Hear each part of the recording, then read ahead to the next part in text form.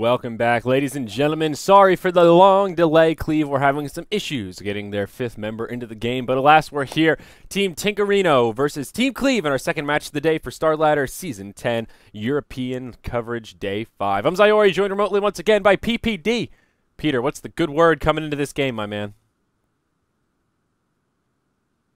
Apparently there is no good word. Oh, sorry, Peter. I did that. Oh, God. I did that thing again where I forgot to unmute myself on your end. What's up, man? How you doing? Oh, hey. I was wondering where you were. Yeah, that's on me. I did a whole little intro and sat there in silence for a few seconds, wondering what happened. But sure, you handled the solo cast just fine. Yeah, you know. Tinker versus Cleave. What do we got going on here, man? Yeah, Death Prophet first picked, I think. There you go. That's something. Yeah, we were talking about that last game. Cleave will pick up the Faceless Void Marana to get things started, and this draft went by very quickly. Cleave knew what they wanted to ban, the Wisp and the Furion, and Tinkerino, Team Marino, Lycan, and Razor were their first 2 bans, but boy, this is going by quickly. Viper picked up for Team Tinker, and Witch Doctor, the 3rd pick for Cleave. So Tinker's kind of an interesting team. I think EGM plays offlane instead of support, or he plays Wisp. So They wanted EGM on an offlaner, not on his Wisp, so that's probably why they first banned it. Yeah. Yeah, they've been floating around a little bit. And it's funny that Bulba is the only one that's actually tagged up with TT, and everyone else is still technically a stand-in. But Bulba is the one drafting for Team Tinker, and it is Stress drafting for Team Cleave. But there you go, Big Brad, the Centaur War Runner. That's probably your EGM hero right there. Yeah, we actually scrim against Team Tinker quite a bit, and I've seen Pycat play the Centaur, but I'm not exactly sure. I think they switched up like a lot. Like I think it might be more than just EGM playing Wisp. I think I don't know. I think they just look at the heroes and they go, hey, you want to play support? You want to play offlane? And then they just go, oh, okay, I'll play this. Yeah, they have definitely been rotating it around. The bit we've seen Team Tinker and Starladder, Pycat has played Marana a lot. Obviously, won't be the case here, but he's been all over those roaming supports, setting up ganks and helping out his teammates. Team Cleave did not abide by the cardinal rule against Team Tinker, of course, which is ban Tinker, but they'll actually get to pick him up here, which is a rarity. Usually when Team Tinker have him left in the pool, they scoop him up, so this is interesting. Very bold. Have they played Tinker a lot? They were at the beginning, but I don't think they have been recently. I think since Excalibur parted ways and EGM came in, they've been slowing down on the Tinker. But it's a bold move to play Tinker against the team named after Tinker. You must be rather confident. Yeah, I mean it's pretty good here. I mean Tinker, they don't really have any stun. I mean they have Centaur, but Skyr's Silence can be a little annoying. But like you need a hero that can like jump Tinker and catch him out, and the only one they have so far is Centaur, who's not really the best at that. Yeah, that's actually a really good point. I mean, they do have double silences, which can bode difficultly or can prove difficult for Tinker, but you got to catch him first. And Centaur's the only one that's a natural Blink Dagger carrier. I mean, we could be looking at a 5th pick Spectre here if Cleave don't ban it. Actually, no, maybe not. I think they'd probably, unless, I mean, Centaur could be ran as a support, but probably going to see another support hero. You need a Pycat or EGM hero. Bulba's obviously playing a Skywrath. It's one of his heroes. Yeah. Oh, the Kunkka, that could have been interesting. A position for Kunkka. Is that something Team Tinker have been doing? That's okay. Here's the Sand King. So yeah, you're right. I don't know why I was thinking Viper would be a support. I don't know what idiocy was going through my brain, but yeah, this makes a little more sense. So another Blink Dagger carrier, maybe someone that can catch out the Tinker, and some big AoE damage. A little Wombo to go with that combo. Yeah, it's good. I think Pycat plays the Sand King for them, so we'll see EGM on the Centaur probably. Yeah, it's a pretty decent pick. Just hopefully he gets a fast Blink Dagger and he can be effective on the map.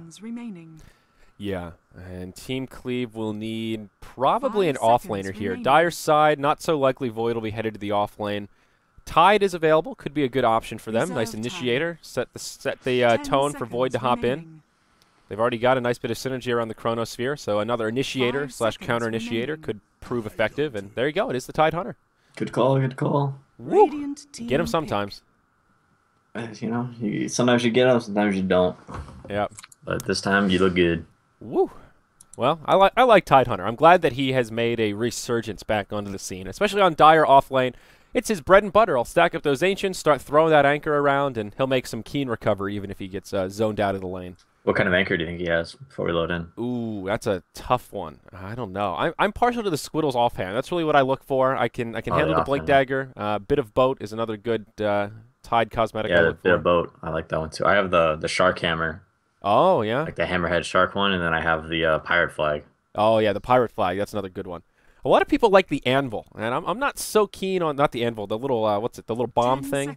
Yeah, the little chain and the chain and ball. Yeah, I don't know what those, I don't even know, is it a bomb? I don't know what those things are. But it's like, no, it's like an anchor, isn't it? I don't know. I don't, it's, Pretty sure it's an anchor. Oh, okay. It's his little, let's see here. Well, the moment of truth. What are we working with cosmetics? Oh, he's got something funky. He's got the Pirate Sword, the Swamp Fins. He's got the Auspicious Recluse Reef Denizen. What the freaking hell is that thing? It's just an offhand shark. That's badass. The mythical sea beast. Nah, his tide set's not good. He's got some legit items, but they're kind of funky looking. I don't know how I feel about that shark. I like the fin on the top. Yeah, the dorsal there. Cool. It's like a little mohawk kind of.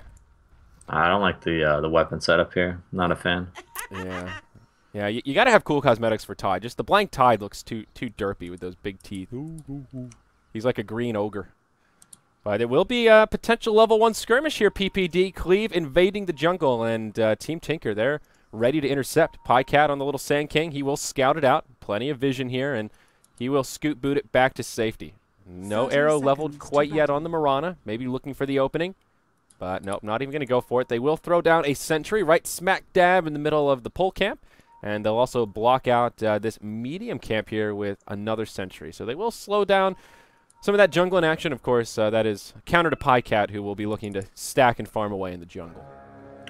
Yep, we'll see how well Team Tinker or Bulba actually dewards. He does have 2 It's going to be sentries. really important. It's going to be really important because I think they might want to deward the hard camp, but then if he misses the pole camp, it could be really bad. All eyes on you, Bulba. What do you got? Radiant did get down an observer ward on the little cliff on the entryway into their jungle. And he will cut down the trees. They're pinging it out. Nope, What's going on here? Still hasn't put down his sentries. All right, Bulba being very patient here with his sentry wards.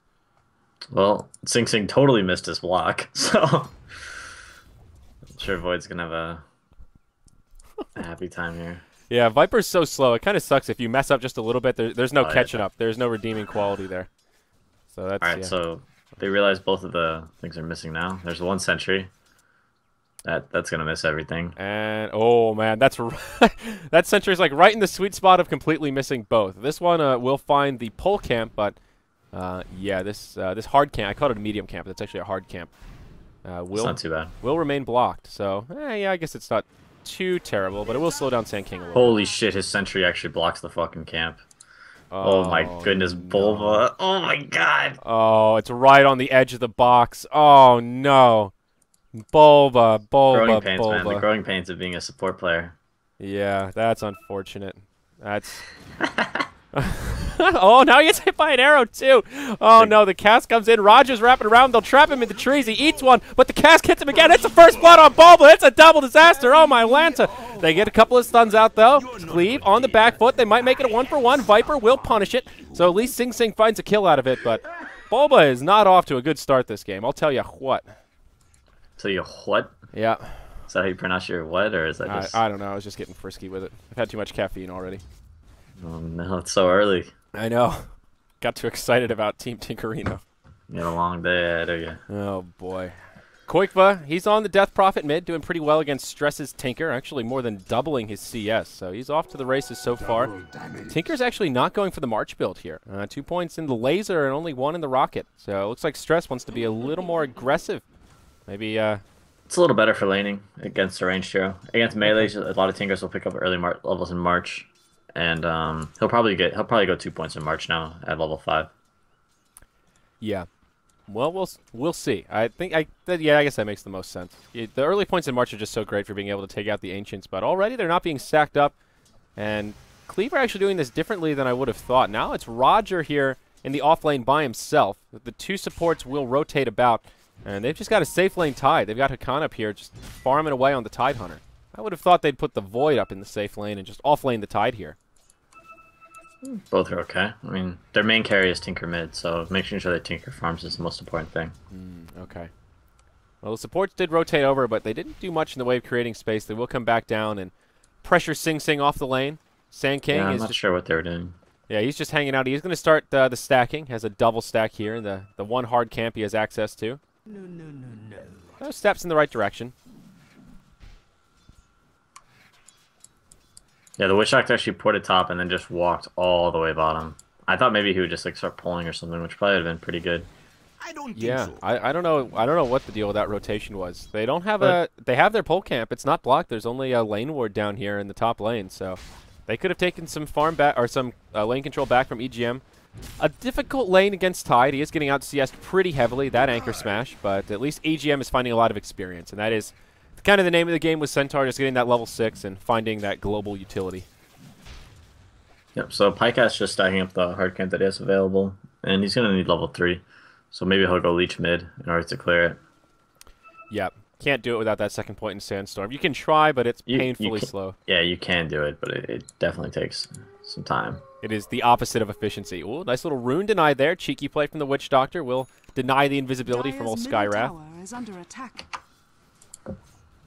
But pretty slow early game as I say that. Roger hops forward onto Sing Sing. 2 points in the corrosive skin. Even a Maledict coming out here from the Witch Doctor. Do they have the damage to bring down the Sing? They certainly do. Silence onto Roger, and he'll be A-okay.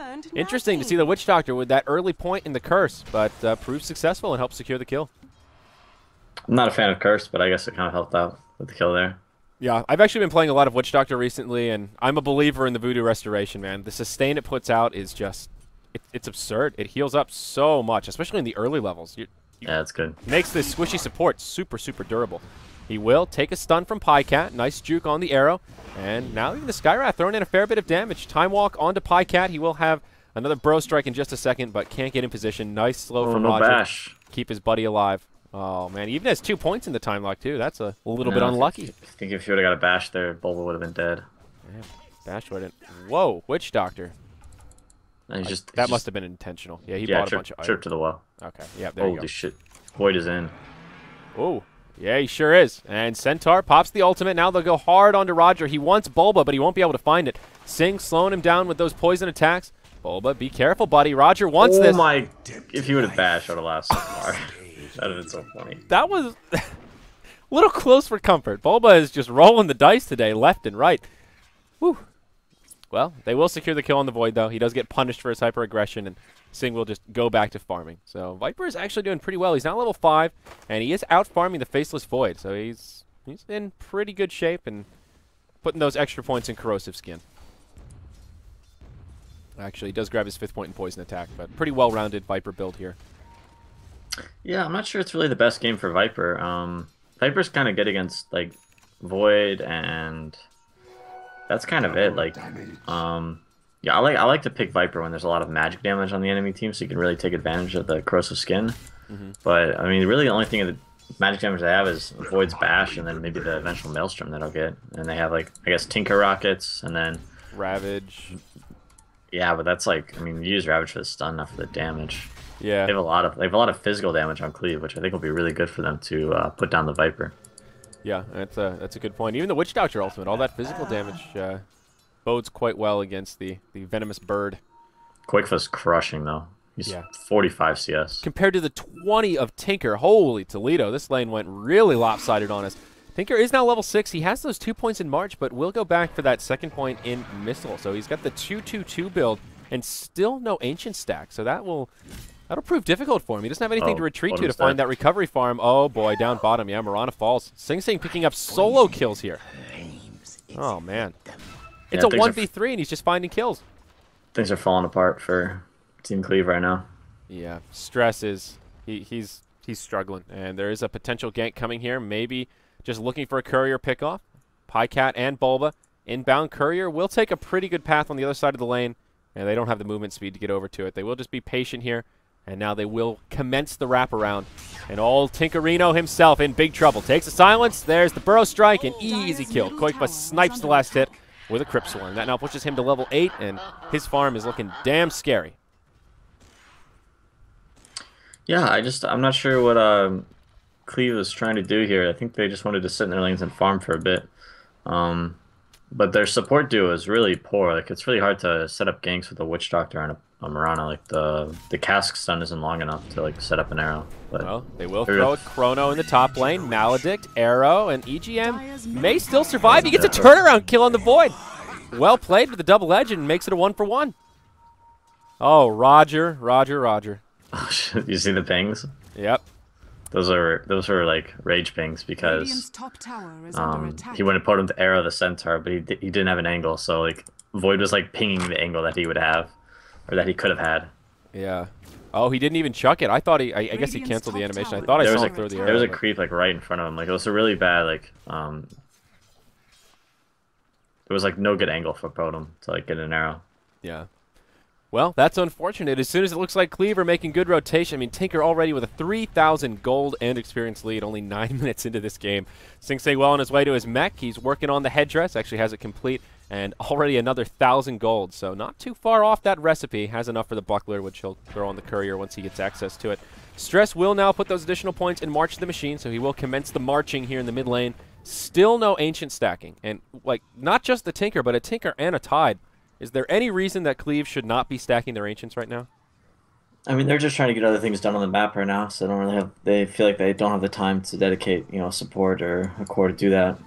But that would be, pretty helpful if they could start stacking their ancients. I mean, to be frank, Mirana and Witch Doctor haven't achieved too much. They picked up a couple kills in that early skirmish in the bottom lane, but with the support Mirana, that's her bread and butter. Just let her start chipping at the ancients and I don't know. We'll see. We'll see how it works out. But Cleave needs something to find some recovery here to get more farm. EGM up top. He's just going to man up onto Roger. He'll use the Stampede, and now he just goes for the Witch Doctor. Double edge, hoof stomp, one more chopper-rooney. He'll take him down. Big Brad secures the kill. Can Roger get a counter kill here? No Chrono for another 8 seconds. But EGM will find himself in a bit of a sticky wicket here. He will juke him in the tree line, waiting for the cooldowns. Has a hoof stomp and a double edge available. Roger needs to be cautious about this. He will find the Chrono, and EGM falls. So it is a 1-for-1 in the top lane.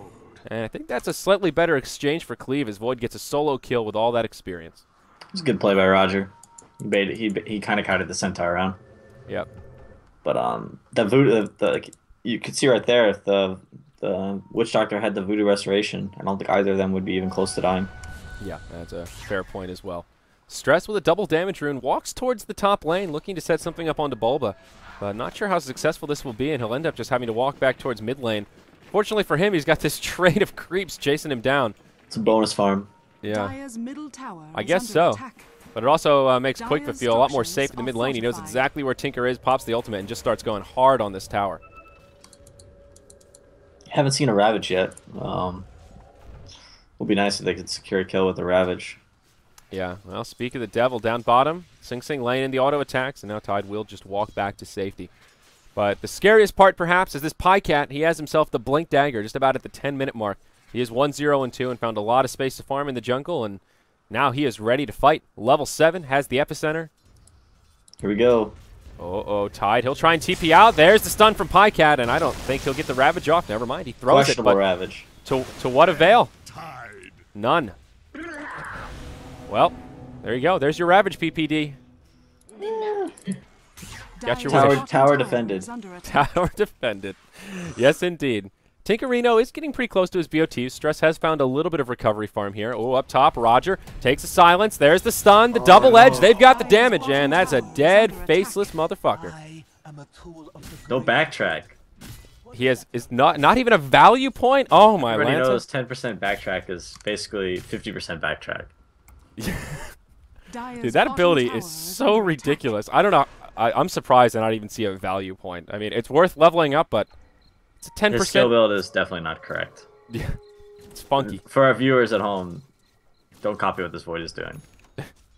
Yeah, you may want to grab an early point and backtrack. It's so good. It's like evasion, but extra amazing evasion because it evades spells. It evades everything. I mean, it ruins ganks. Like people say, oh, okay, we have this much damage, so let's do this. And then, oh god, Void backtrack one of our nukes. What do we do? And then he gets his Chrono off, and then you all die. Like it's a game-changing spell. Up top, EGM just jumps on the Mirana. She gets juiced and chopped down by the axe of the Centaur.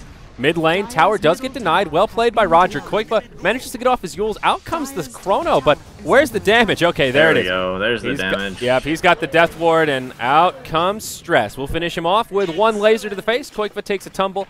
Pycat does what he can, but unfortunately can't keep his Death Prophet alive. So first tower does go down. A nice deny from Cleave does minimize some of the momentum from Team Tinker, but they'll need a little bit more than that. Sing Sing has already completed his mech and well on his way to an Ag Scepter or even a BKB Ogre Club sitting at home in the bank. So he is tanking up, and Team Tinker, I mean, they can group up and just start taking team fights here, I think. Even though Cleave have a better team fight, they don't have quite the itemization to deal with it. Yeah, they don't have the better team fight yet. They need, they almost have their Mask of Madness on Void. They need their Blink on Tinker. They need their, Blink on Tide. They have the ultimate now on Witch Doctor, which is huge. But like once they get, a couple more items and a couple more levels, I think they could definitely fight. Yeah, we'll see a little skirmish break out up top. Marana takes some harassment, but instead they'll just go right onto the Witch Doctor. The silence, the auto attacks, and Koikva gets another one up on the scoreboard pretty easily. Down bottom, they will dive the Tide. That's a Viper Strike coming out from Sing Sing. There is a Ravage available, not if EGM can stun him down. Another YOLO Ravage as he takes a tumble. Sing Sing will pop the mech as Stress comes in. That keeps EGM alive. He does have a Blink Dagger now, so he'll move into the trees, and EGM should be able to blink to safety, and March will not interrupt it. Meanwhile, top lane, Koikva pops the ulti, will go hard on the tower, and now the press forward. Bulba with a Mystic Flare on 2. Pycat sets it up with a stun into the epicenter. They have a nice Delta split, and Pycat will only get one. But they get the tower as well. And the tower down bottom. So Team Tinker come out ahead all across the map. 2 kills and 2 towers in a matter of minutes.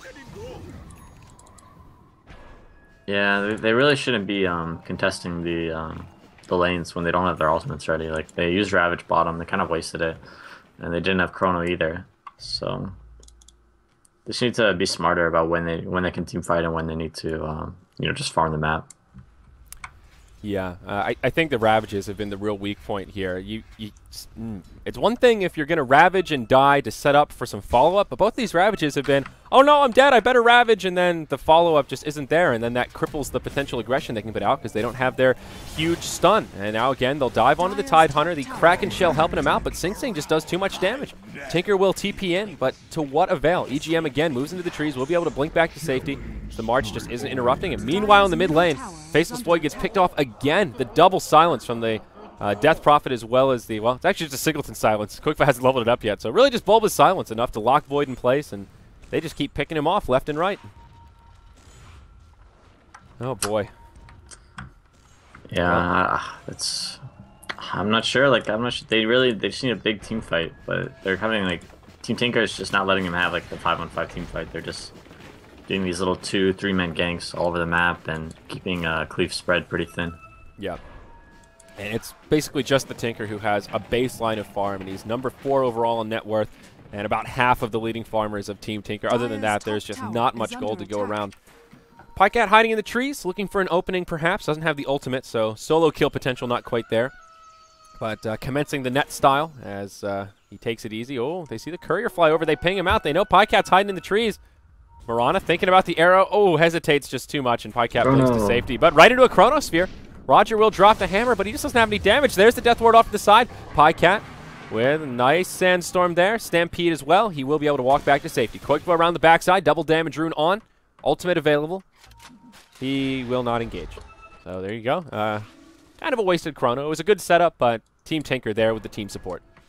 Yeah, well, the Marana already used the arrow into the tree line, and then Void doesn't have his Mask of Madness yet, so his damage is, pretty minimal. Yep. And they just have no place to farm. Like you said, Team Tinker it feels like they're everywhere on the map right now. Yeah, I mean, the Centaur and Sand King are just really controlling, like, and dominating the map. Like, nobody can stand up against these two heroes. And then on top of that, you have, like, the Skywrath burst that comes out of nowhere. Yeah, and Koikva, he's just balling out of control. He has a soul booster already. We're 17 minutes in, and he's phase boots, Yules, and soul booster. He's speedy and tanky. He's a little race car. Death Prophet's OP. Yeah? Yeah. On what level of OP-ness here? Maybe we'll have to wait a second. Oh, there's a Ravage, but Mystic Flare enough to finish off the Witch Doctor. EGM taking a lot of damage, but Centaur's just so damn tanky. He will fall. Follow-up is here. Pycat with an Epicenter connects onto Roger. He will survive. Still now has that 1 point in backtrack, maybe helping him out a little bit, but Koikva's here, has the Yules, and has the ultimate online. Roger will fall. The Ghosts bring him down. Mid lane now, they find the Mirana, and she takes a tumble. It's a 1 for 3, and they'll be happy to sacrifice their Centaur for a successful team fight, and another Ravage stuck on cooldown. Koikva with plenty of duration left on the ultimate. They should be able to take out this top tier 2 tower. And Sing Sing's down bottom, taking out this tower as well. This is going to be a twofer. Sing's actually stayed bottom the entire game. Like, he has had no reason to leave at all. Like, his teammates are just dominating the map. He has an Ag Scepter. He'll go right on Distress. Viper Strike. He takes a laser, but Corrosive actually doing an okay amount of damage, and Tinker will survive just barely, and he's forced to head straight back to the well. If Sing could have gotten one more auto attack, that would have been a dead Tinker. Yeah, I think Sing definitely should have manned up there. Yeah, I mean, the laser blinded him, so he got a little scared, but even just a little bit more corrosive damage, Tinker would have fallen. Yeah, he survived with 50 HP. And Sing still had plenty to spare. Can't believe he has an Ag Scepter already. Oh, boy. Now Force Staff comes out on Brad Warden here. And even the Bloodstone, totally complete. Oh, Chronosphere comes out onto Sing Sing. Death Ward off to the side, but he'll get interrupted by the Hoof Stomp. EGM will solo him down now. Sing Sing survives the onslaught. Will throw out a Viper Strike onto Roger. Moonlight Shadow flies through. Roger's already dead. Sing Sing's just kiting him around. Kind of two fights breaking out at once. Looks like Bulba will fall to the Maledict of the Witch Doctor. It is a 1 for 2 trade. Again, good news for Team Tinker. And yeah, they will just back out and regenerate up. There was no place in this game for Potom support. I think that was a big mistake in their draft from Team Cleave. Potom's just like done nothing on the map at all. Yeah.